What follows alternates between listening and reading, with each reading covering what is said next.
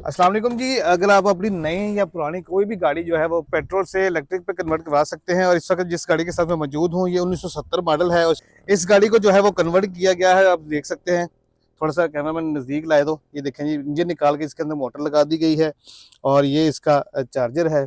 और इसके अंदर और भी काफ़ी सारे फंक्शन जो है ना वो अवेलेबल हैं, जिसको मॉडिफाई किया गया है। और ये गाड़ी आपको 5 से 6 रुपये पर किलोमीटर के हिसाब से माइलेज देती है। और इसको आप अपने हिसाब से कन्वर्ट भी करवा सकते हैं, स्पीड अपनी मर्ज़ी की रखवा सकते हैं। और जो बैटरियाँ वगैरह हैं वो आप हर चीज़ अपनी मर्ज़ी से करवा सकते हैं।